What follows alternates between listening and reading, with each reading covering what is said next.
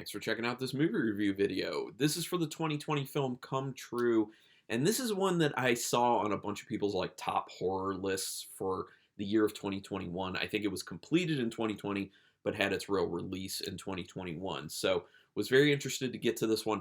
Since it's a newer film, this is a no spoiler review, just so you know. This one's directed by Anthony Scott Burns, who directed a segment of the anthology Darknet, also the segment Father's Day for the anthology Holidays, and a film called Our House. Haven't seen any of that. Written by Burns and story by Daniel Weissenberger, who wrote Butchers and Gutshot. Also have not seen those. Some of the music is done by Pilot Priest. Now, this is the DJ name of the director Burns. So, cool. I will say the music was good in this film, so Pilot Priest may be worth checking out. It's cool when you have people who have dual talents like that. I love it. So, quick synopsis about this film. It is about a young woman who's a runaway who really doesn't have any place to sleep, so she ends up sleeping outside and crashing on people's floors and couches and stuff. And she's just not getting sleep, and it's really affecting her. So she finds the opportunity to get involved with a sleep study and actually get paid for it. I think get paid for it. But the big draw is she can actually, go sleep somewhere. But she's not told what it's really about. Things start to get weird with the sleep study, and that's where I'm going to leave it. I do recommend it. It is a good film, and let me talk about some of the stuff without spoiling things. The score is very low-key in the beginning, and actually it stays pretty low-key throughout the film.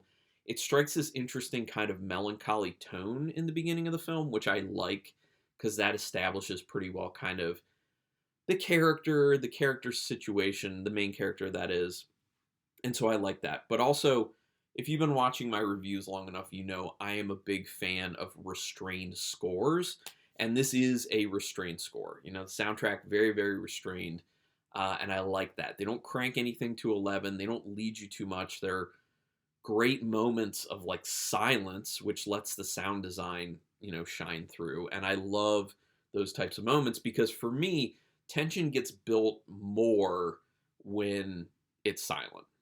It's just a personal thing.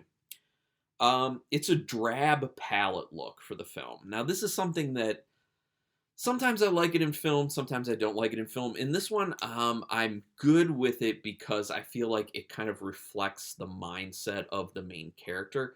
I don't know if that was an intentional choice to kind of have that metaphor to it, but I like how it does that.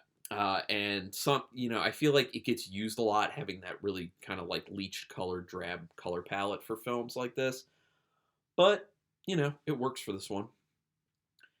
You get a pretty good feel for the main character's mindset very early on in the film. They do a very good job of establishing characters and making them interesting and engaging, which helps drive the film. And that speaks to the fact that also the performances in this are really, really good. Especially the main character herself, Julia Sarah Stone. Amazing job by Julia Sarah Stone, but everyone was really good in it. I didn't see any acting where I was like, So yeah, good stuff. The film's broken into chapters, which kind of lay out the components of what's at play within the film. So if you pay attention to the actual names of the chapters, you can kind of piece it together to be something that has deeper meaning for the film.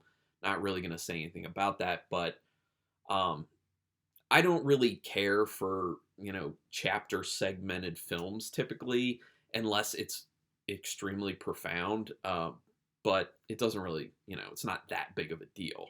It's something that's just kind of okay, we're doing this. But some people really like it, I'm sure.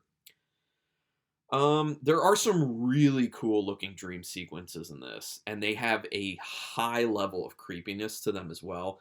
The design and how they pulled off those dream sequences, awesome. And I think that's what sells the film, especially the horror aspect of the film.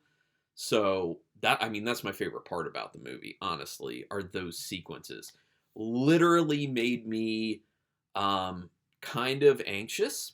Well, I have anxiety problems anyway, but literally made me kind of anxious watching those sequences, and definitely creepy. Could potentially scare people.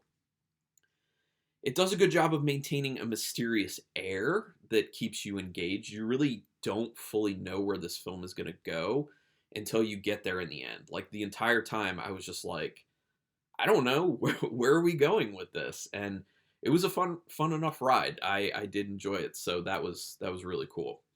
Um, Pacing is kind of slow, just so you know. So if there are people out there who really don't like slower paced films, this might not be for you. But I think the fact that it looks really good, because that's another thing. Cinematography is excellent, directing is excellent.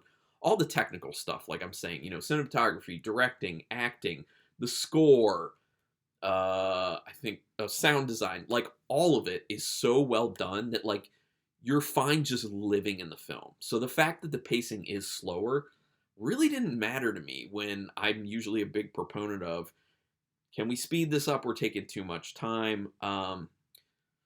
This is a prime example. Like, there are definitely films where I'm totally fine with it being relatively slow. It's an hour and 45 minutes, and it feels like it's probably an hour and 45 minutes, but didn't bother me. Did not bother me because of how it looks and how it strings you along with that mysterious air. And I love the horror elements, which are not as strong as you might think. This is like said to be like sci-fi horror, which, yeah, I guess a little sci-fi, but it's not hardcore horror. There is horror to it for sure, but it's not like hardcore horror. There's an internet in there's a really cool effect. I'm sorry, my writing was messed up.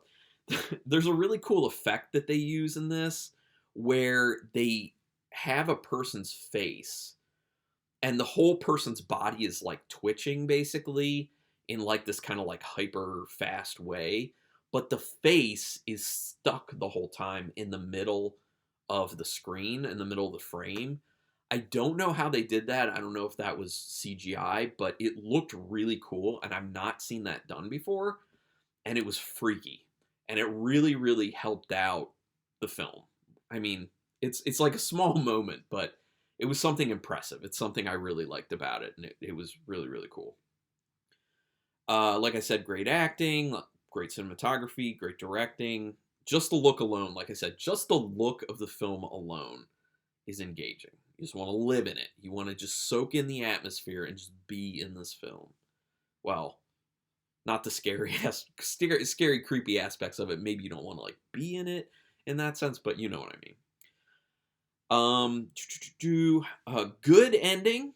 I thought it was an overall interesting concept. I didn't think it was like an amazing ending. I do think the ending was belabored a little too long for my taste.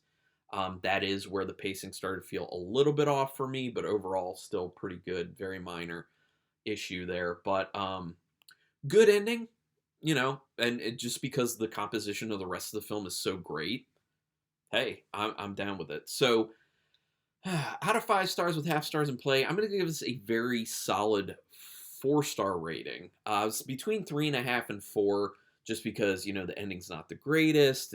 Does get a little bit long at the end, but all the technical stuff, like I said, it is all there. It is totally all there, and that performance of the main character is very compelling. Really, really sucks you in, keeps you engaged for sure with this film. So anyway, yeah.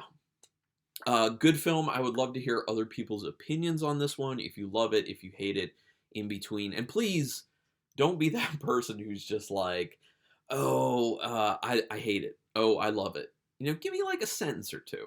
Just give me a little bit. I mean, you can do more than that if you want to, but just give me like a sentence or two. Give me an idea of what you liked about it, what you didn't like about it, or what left you feeling about it.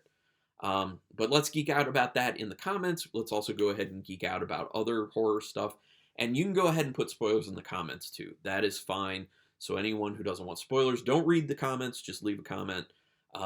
We'll talk spoilers. But do me a quick favor. Hit subscribe to this channel if you haven't already. I really do appreciate when you do that. It literally keeps me motivated to keep going. Also, if you hit the notification bell button, you will know when I'm putting up new videos, which I'm doing 4 a week at this point, which I think is a good amount. But regardless, I really do thank you for watching this particular video right now, and until next time, keep it brutal.